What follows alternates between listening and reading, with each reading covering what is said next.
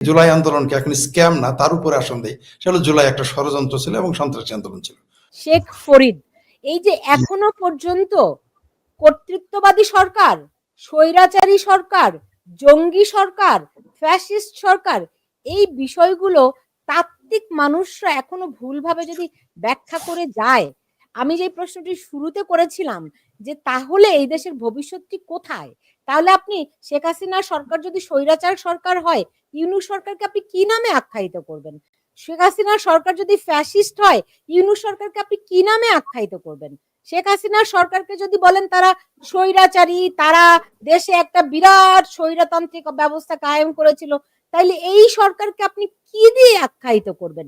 মানে বিষয়গুলো তো স্পষ্ট থাকা জরুরি নাকি? ধন্যবাদ আপনাকে।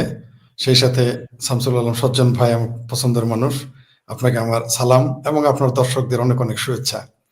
আমি আপনার চ্যানেলে এই প্রথম আসলাম, আমি নিজেকে গর্বিত অনুভব করছি। আমি একটু বলে নিই, আমার কিন্তু অনেক দর্শক বিভিন্ন সময় আমাকে কমেন্ট করে, আপা শেখ ফরিদ ভাইকে নিয়ে আসেন, আপা শেখ ফরিদ ভাইকে নিয়ে আসেন।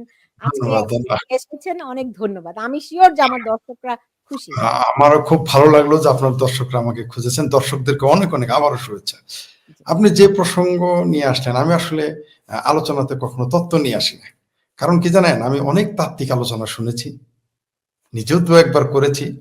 বাংলাদেশের জনগণ একেবারেই সাদামাটা। ওই যে আপনি যেমন শুরুতে বললেন স্ক্যাম, বাংলাদেশে অনেক মানুষ স্ক্যাম শব্দটাও জানে না এর আসলে অর্থ কি। আমি একেবারে সাধারণ মানুষের ভাষায় কথা বলে আমাকে ক্ষমা করবেন। আমি আগে শুরুতেই বললেন, অলরেডি আমাকে একজন মেসেজ করেছে স্ক্যাম কি। প্রিয় দর্শক, আসলে স্ক্যাম মানে হচ্ছে ষড়যন্ত্র, বদমাইশি, জামালপুরের ভাষায় বলে বাটপারি, প্রতারণা, আপনি যেভাবেই নেন, অর্থাৎ যাহা নয় তাহা সামনে আনা। স্ক্যামের বহুবিধ অর্থ আছে, আপনারা এখন গুগলে সার্চ দিয়ে জেনে নিতে পারেন। আর স্পষ্ট ভাষায় যদি বলি, এরা কেলেঙ্কারি, লুটেরা, বাটপারি প্রভৃতি অর্থ হতে পারে, অর্থাৎ প্রতারণা করেছে জনগণের সাথে। জুলাই আন্দোলনকে অনেকে এখন স্ক্যাম মনে করে।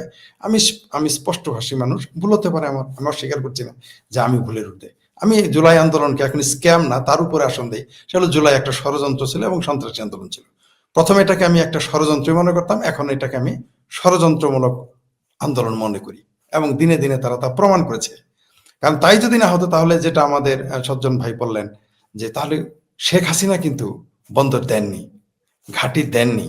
অনেকে বেস বলে আর ইংরেজিতে বলে, দর্শক ইংরেজি বুঝে না, মানে আমাদের দেশের বেশিরভাগ মানুষ বুঝে না, তাই আমি ঘাঁটি শব্দ ব্যবহার করলাম, এটা বুঝবে। ঘাঁটি দেননি শেখ হাসিনা।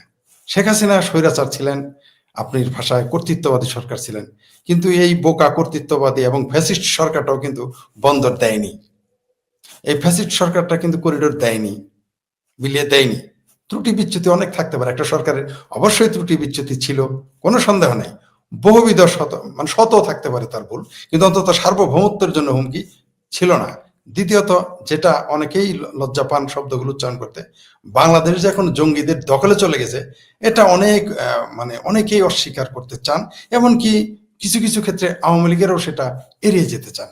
আমি স্পষ্টভাষী মানুষ, আবারও বলে নিচ্ছি, আমার গবেষণায়, আমার বক্তব্যে ভুল থাকতে পারে, অস্বীকার করতেছি না, কিন্তু আমি যতটুকু আমার বাস্তব অভিজ্ঞতায় দেখলাম, জুলাই আন্দোলনের পরে পুরো দেশটা এখন জঙ্গিবাদীদের দখলে গেছে। এখন প্রশ্ন আসতে পারে যে জঙ্গিবাদী এক্স ওয়াই জেড অমুক তমক এনেছে, সেটা অন্য বিতর্ক, সেদিকে আমি যাচ্ছি না। সেটা যদি কেউ করতে চায়, সে বিতর্ক, সেই বিষয় নিয়ে বিতর্ক হতে পারে।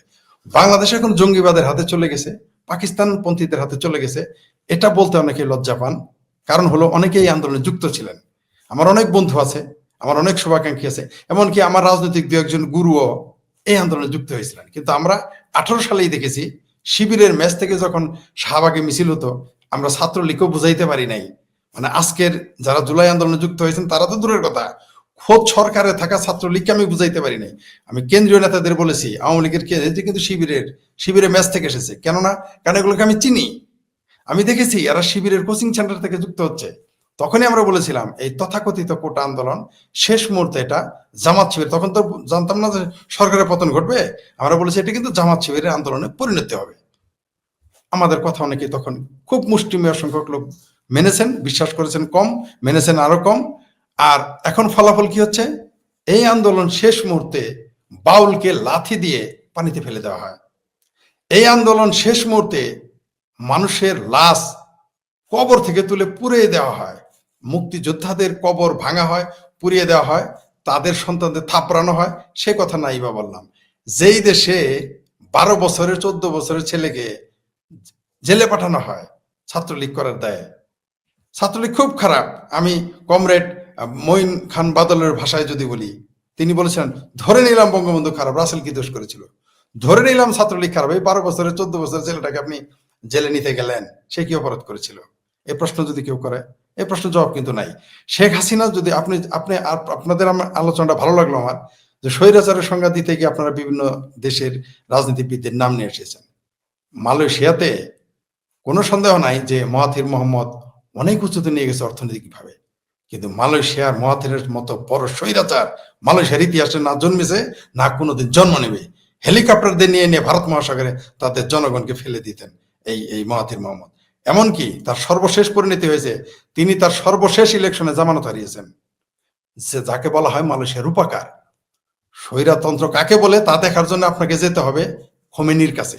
খোমেনির কাছে শেখ হাসিনা দুধের শিশু, দুধের শিশু খোমেনির কাছে। ইরানের খোমেনি শাসনের কথা বললাম। এই খোমেনি শাসনকে বাহবা দেওয়ার লোক কিন্তু আমাদের দেশে আছে। সেটা শুধুমাত্র মৌলবাদী শক্তি নয়, আমাদের অনেক বন্ধুরাই আছেন যারা সেটাকে সমর্থন করেন। কোনো সন্দেহ নাই আপনার ভাষায় শেখ হাসিনা কর্তৃত্ববাদী, রাষ্ট্র তো কর্তৃত্ববাদী হবেই। রাষ্ট্র তো কর্তৃত্ববাদ ছাড়া রাষ্ট্র টিকতে পারে না যদি আপনি তাত্ত্বিকভাবে যান। রাষ্ট্র তো অবশ্যই, নিঃসন্দেহে এটা সত্য যে রাষ্ট্র মানুষকে নিপীড়ন করে, যদি সেটা সমাজ কল্যাণমূলক রাষ্ট্র না হয়। রাষ্ট্র যদি সেটা সুইডেন না হয়, বেলজিয়াম না হয়, অবশ্যই সেটা নিপীড়নমূলক হবে, কোনো সন্দেহ নেই। চীন অনেক অর্থনৈতিকভাবে ডেভেলপ করেছে। চীন পৃথিবীতে সুপার পাওয়ার হয়ে গেছে অর্থনৈতিকভাবে, রাজনৈতিকভাবে, বিজ্ঞানের দিকে। কিন্তু চীনে তো আমি থেকেছি। চীনে বাক স্বাধীনতা আছে কোনো মানুষের? নেই। তাহলে আপনি কর্তৃত্ববাদ কোনটা আর কি না আমরা দেখেছি। সেই স্কোয়ারে তারা কি করেছে, একেবারে 24 ঘন্টা না 6 ঘন্টার মধ্যে সমস্ত গণতান্ত্রিক আমি মানুষকে কবর দিয়ে তার উপরে তারা স্মৃতিসৌধ বানিয়ে দিয়ে ফুল তারা নিজেরাই দিয়েছে। এটা হচ্ছে চীনের কর্তৃত্ববাদ। আমরা দেখলাম 844 জন, এই যে আপনি যে কথাটা বললেন, এরা 800 মানে 800 থেকে 900 বলা হয়েছে এটা হত্যা হয়েছে জুলাই আন্দোলনে। তারা বলে আন্দোলন, আমি বলি জুলাই সন্ত্রাসী আন্দোলন, আমি একটা শব্দ অতিরিক্ত যোগ করি। 800 থেকে 900 মানুষ হত্যাকারী যদি ফ্যাসিস্ট হয়, তাহলে 30 লক্ষ মানুষ যারা হত্যা করেছিল সেই জামাত তাহলে কি? যারা অসংখ্য অগণিত নারী ধর্ষণ করেছিল সেই জামাত শিবির, আলবদর, আল শামস, তারা কি? এগুলো বললে বলে ভাই 71-এর কথা কেন নিয়ে আসলেন? অদ্ভুত ব্যাপার। বাংলাদেশ কি 71 ছাড়া হতে পারে? বাংলাদেশের আলোচনা 71 আসবেই। জামাতের আমিরকে পাশে নিয়ে যারা বলে শেখ হাসিনা ফ্যাসিস্ট, শেখ হাসিনাকে ফ্যাসিস্ট আপনি এককভাবে বলেন, সেটা যুক্তির খাতিরে কমরেড মঈনুদ্দিন খানের ভাষায় আপাতত মেনে নিলাম। কিন্তু জামাতের পাশে, আমিরের পাশে বসে যখন আপনি শেখ হাসিনাকে ফ্যাসিস্ট বলবেন, কর্তৃত্ববাদী বলবেন, আপনার ভাষায়, আমি সেটা মানতে রাজি না। আপনি জামাতকে পরিত্যাগ করে বলেন, তাহলে হয়তো আমি মেনে নিব। কিন্তু আপনি জামাতকে পাশে বসিয়ে আপনি সালাউদ্দিন সাহেবের মতো বলবেন শেখ হাসিনাকে ফাঁসি দিব, শেখ হাসিনার রায়, ফাঁসির রায়, তথাকথিত ক্যাঙ্গারু বলেন আপনারা কোর্ট, আমি সেটাকে চ্যাঙ্গারু কোর্ট বলি জামালপুরের ভাষায়। তো চ্যাঙ্গারু কোর্টে শেখ হাসিনার ফাঁসির রায়কে আপনারা বলবেন আন্তর্জাতিক মান বজায় রাখা হয়েছিল। কিন্তু এই লোকগুলোই যখন আমরা গণজাগরণ মঞ্চে আন্দোলন করলাম, তখন তারা কি বলেছে? যে আমরা হচ্ছি শেখ হাসিনার দোসর।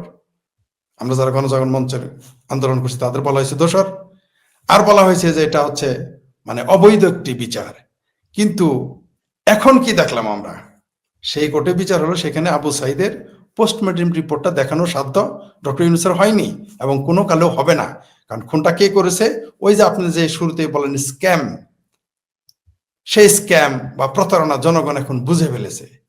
আপনি আমার খুনের বিরুদ্ধে, আপনারা দুজন আমাকে খুন করেছেন, আমার বাবা মামলা করলো, নিশ্চয়ই সেখানে একটা পোস্টমর্টেম রিপোর্ট থাকবে। এই আধুনিক যুগে পোস্টমর্টেম রিপোর্ট ছাড়া কোনো খুনের মামলা কোনো আদালতে, একেবারে থার্ড ক্লাস যে আদালত আমাদের জামালপুর কোর্ট, সবচেয়ে থার্ড ক্লাস, যেখানে আমি ফরিদ বিচারের রায় উল্টে দেওয়ার ক্ষমতা রাখি, আমি ফরিদ রাখি, সেইখানেও এই মামলা টিকবে না।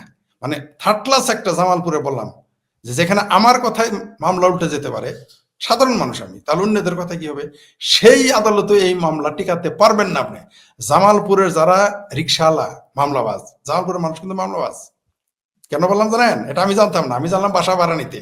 আমার বাসা ভাড়া ডকুমেন্টস করতে গিয়ে বাড়িওয়ালা যখন শুনছে আমার বাড়ি জামালপুর, কয় আপনার ডকুমেন্টস লাগবে না। তা বললাম তাই নাকি, তা আমরা জামালপুর মানুষ এত ভালো?